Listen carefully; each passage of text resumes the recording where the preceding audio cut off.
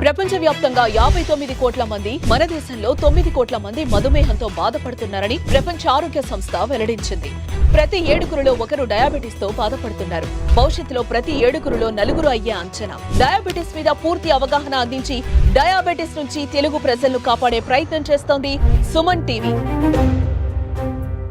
అందరికీ నమస్కారం. నేను Swaroopa Potlapalli. Welcome to Suman TV. చిన్న పెద్ద తేడా లేకుండా ఈ రోజుల్లో అందరికీ ఎక్కువగా డయాబెటీస్ వస్తుంది. ప్రస్తుతం నాతో పాటు ఉన్నారు ప్రముఖ డైటీషియన్, న్యూట్రిషనిస్ట్ నందిత గారు. ఆవిడతో మాట్లాడి అసలు షుగర్ ఉన్న పేషెంట్స్ బ్రెడ్ తినొచ్చా, ఎలాంటి బ్రెడ్ తినొచ్చు అనేది ఆవిడని అడిగి తెలుసుకుందాం. నమస్తే నందిత గారు. నందిత గారు, అసలు ఈ షుగర్ వచ్చింది అంటే చాలు ఏ ఫుడ్ తినాలి అనే దాని మీద అందరికీ ఒక టెన్షన్ అయితే ఉంటుంది. బ్రెడ్ తినొచ్చా అంటే బ్రెడ్ లో కూడా ఇప్పుడు రకరకాలు దొరుకుతూ ఉన్నాయి కదా. గార్లిక్ బ్రెడ్ అనేది దొరుకుతుంది, అలాగే వీట్ బ్రెడ్, మైదా బ్రెడ్, వీటిలో ఏది తింటే మంచిది అంటారు? డయాబెటీస్ తో సఫర్ అవుతున్న వాళ్ళు ఏ బ్రెడ్ తీసుకోకూడదు. వైట్ బ్రెడ్ తీసుకోకూడదు, బ్రౌన్ బ్రెడ్ తీసుకోకూడదు, మల్టీ బ్రెడ్ తీసుకోకూడదు, గార్లిక్ బ్రెడ్ తీసుకోకూడదు అనమాట.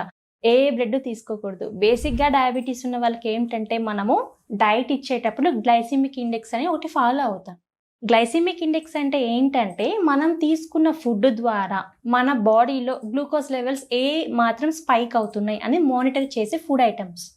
సో మనము డయాబెటిక్ వాళ్ళకి డైట్ ఇచ్చేటప్పుడు ఏవి లో గ్లైసిమిక్ ఇండెక్స్ ఉన్నాయి అంటే ఏ ఫుడ్ తీసుకుంటే వాళ్ళకి షుగర్ లెవెల్స్ స్పైక్ అవ్వట్లేదు అలాంటి ఫుడ్ చూసి మనం ఎక్కువగా ఇస్తూ ఉంటాం అనమాట. డైజెస్టిబిలిటీ, ఒక పర్టికులర్ ఫుడ్ తీసుకున్నప్పుడు మన బాడీలో దాని డైజెస్టిబిలిటీ బట్టి గ్లూకోజ్ లెవెల్స్ స్పైక్ అయ్యే ఛాన్సెస్ ఉంటాయి.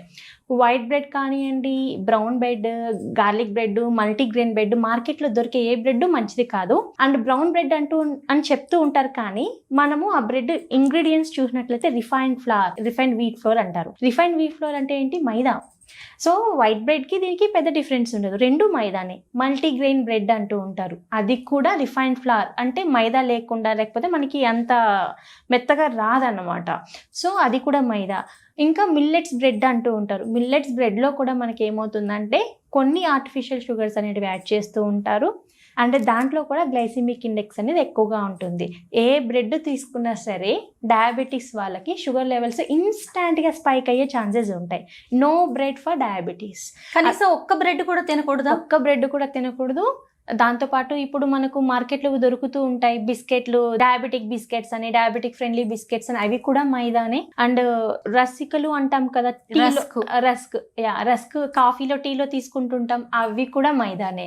సో ఇవన్నీ మనము డయాబెటీస్ వాళ్ళకి ఇవ్వకూడదు. అంటే మనం ఇస్తే డైరెక్ట్గా వాళ్ళకి ఇంకా గ్లూకోజ్ లెవెల్స్ స్పైక్ చేస్తున్నాం, కానీ గ్లూకోజ్ లెవెల్స్ని కంట్రోల్ చేయడానికి హెల్ప్ఫుల్ అయ్యే ఫుడ్స్ అయితే కాదు.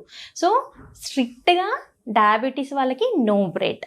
బ్రెడ్ కన్నా వాళ్ళు చక్కగా రైసే తినొచ్చు. బట్ ఎంత రైస్ తింటున్నాం అనేది మ్యాటర్ అంతే. రైస్ తినడం వల్ల గ్లూకోజ్ లెవెల్స్ పెరిగిపోతాయి అనేది రాంగ్. రైస్ వల్ల మనకి గ్లూకోజ్ లెవెల్స్ ఏం పెరగవు. క్వాంటిటీ ఎంత తింటున్నాం, రైస్తో పాటు మనము పప్పు ఎంత తీసుకుంటున్నాం, మిగతా వెజిటేబుల్స్ ఎంత తీసుకుంటున్నాం, మిక్స్డ్ తీసుకున్నట్లయితే గ్లూకోజ్ లెవెల్స్ స్పైక్ అవ్వవు అనమాట. ఎప్పుడు నార్మల్గా ఉండొచ్చు. మనము మన ఇంట్లో చేసుకునే ఫుడ్లోని మనము కొన్ని ఫుడ్ ఐటమ్స్, కొన్ని న్యూట్రియంట్స్ యాడ్ చేసుకోవడం వల్ల, కొన్ని ఇంగ్రీడియంట్స్ అవాయిడ్ చేసి యాడ్ చేసుకోవడం వల్ల మనకి ఏమవుతుంది, మనకు నేచురల్గా గ్లూకోజ్ లెవెల్స్ స్పైక్ అవ్వకుండా ఎప్పుడు కంట్రోల్ చేసుకోవచ్చు. బట్ ఎలాంటి ఫుడ్ తీసుకోవాలి, ఎంత క్వాంటిటీ తీసుకోవాలి అనేది మన బాడీని బట్టి, మన వెయిట్ని బట్టి, మన గ్లూకోజ్ లెవెల్స్ని బట్టి, మన మెటబాలిజంని బట్టి ఉంటుంది. క్వాలిఫైడ్ డైటీషియన్స్ హాస్పిటల్లో వర్క్ చేస్తూ ఉంటారు, వాళ్ళని కన్సల్ట్ అయితే వాళ్ళ బాడీని బట్టి కస్టమైజ్డ్ డైట్ ఇస్తారనమాట. అది ఫాలో అయితే చక్కగా గ్లూకోజ్ లెవెల్స్ ఎప్పటికీ స్పైక్ అవ్వవు. బై దట్ టైం అది ఇయర్స్ అవ్వచ్చు, 10 years అవ్వచ్చు, 20 years అవ్వచ్చు. చక్కగా డైట్ ఫాలో అయ్యి స్ట్రెస్ని మేనేజ్ చేసుకుంటూ మోడరేట్ ఫిజికల్ యాక్టివిటీ ఉంటే ఎప్పటికైనా సరే గ్లూకోజ్ లెవెల్స్ని కంట్రోల్ చేసుకోవచ్చు.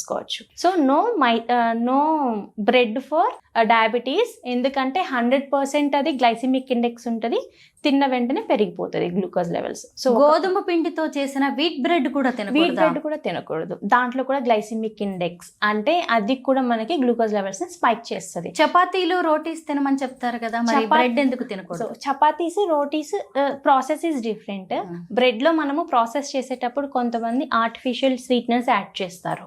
So home made bread is different, మార్కెట్లో దొరికే బ్రెడ్ డిఫరెంట్. అండ్ దాంట్లో షుగర్ అనేది ఉంటుంది, అయోడైజ్డ్ సాల్ట్ అనేది ఉంటుంది అనమాట. అండ్ దీంతో పాటు రిఫైన్డ్ ఫ్లవర్ మనం చూస్తాం, ఇంగ్రీడియంట్స్ లోనే మెన్షన్ చేస్తారు వారు, రిఫైన్డ్ వీట్ ఫ్లోర్ అని. అంటే మైదా, అంతే. మైదా తింటే డెఫినెట్లీ స్పైక్ అవుతుంది. అండ్ రోటీ ఏంటంటే రోటీ తినొచ్చు అని చెప్తారు, ఎందుకంటే నార్త్ సైడ్ వాళ్ళకి రోటీయే ఫుడ్. బట్ రోటీ రైస్ రెండు కంపేర్ చేసుకుంటే మనకి రైసే బెస్ట్ ఆప్షన్ అని చెప్పొచ్చు. డయాబెటీస్ ఉన్న వాళ్ళు చాలా మంది మన సౌత్ వాళ్ళకి చపాతీ నచ్చకపోయినా తింటూ ఉంటారు.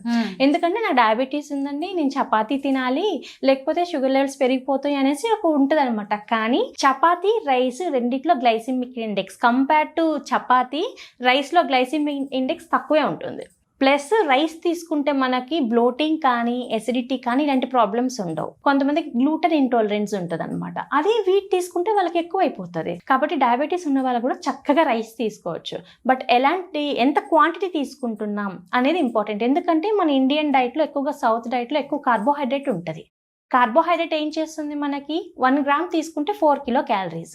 అంటే మనము బ్రేక్ఫాస్ట్ నుంచి నైట్ డిన్నర్ వరకు ఎక్కువగా కార్బోహైడ్రేట్ తీసేసుకొని, అంటే ఇడ్లీ దోశ వాటి దాని నుంచి మనం లెక్కేసుకుంటే మధ్యాహ్నం లంచ్లో రైస్ కానీ డిన్నర్లో రైస్ కానీ మొత్తం ఏమవుతుంది, అన్ని క్యాలరీస్ వస్తున్నాయి. అవి మనం ఎలా అరిగిస్తున్నాం, ఎలా బర్న్ చేస్తున్నాం అనేది కూడా ఇంపార్టెంట్. అది ఫ్యాట్ లాగా కన్వర్ట్ అయిపోయి ప్రొలాంగ్ టైము ఫిజికల్ యాక్టివిటీ లేకుండా తినడం వల్ల గ్లూకోజ్ లెవెల్స్ స్పైక్ అవుతాయి. లేదు మేము గ్లూకోజ్ లెవెల్స్ని నేచురల్గా కంట్రోల్ చేసుకోవాలి, మాకు రోటీస్ వద్దు, మాకు రైసే కావాలంటే చక్కగా రైస్ తినొచ్చు. రైస్లో కావాలంటే ఒక స్పూన్ నెయ్యి కూడా వేసుకోవచ్చు. నెయ్యి వేసుకోవడం వల్ల రైస్లో ఉండే గ్లైసిమిక్ ఇండెక్స్ తగ్గుతుంది అనమాట, వేడి వేడి అన్నంలో నెయ్యి వేయడం వలన.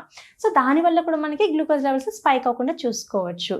సో ఇలాంటివి ఇంకా ఎక్కువగా మనకి అవేర్నెస్ రావాలంటే health care professional like dietitians అని కన్సల్ట్ అవ్వడం వల్ల కంప్లీట్ డేటా అనేది ఇస్తారు, డీటెయిల్స్ ఇస్తారు. దాని ప్రకారం మనం ఏం తినాలి, ఎంత తినాలో తింటే సరిపోతుంది. నందిత గారు చెప్పింది చూసారు కదా, బ్రెడ్ తినడం షుగర్ పేషెంట్స్కి ఏమాత్రం మంచిది కాదని చెప్తున్నారు. ముఖ్యంగా అందులో వాడే పిండి అనే కాదు, ఏ విధంగా దాన్ని తయారు చేస్తున్నారు అనేది కూడా ఇంపార్టెంట్ అని ఆవిడ వివరించారు. Thank you so much. Thank you.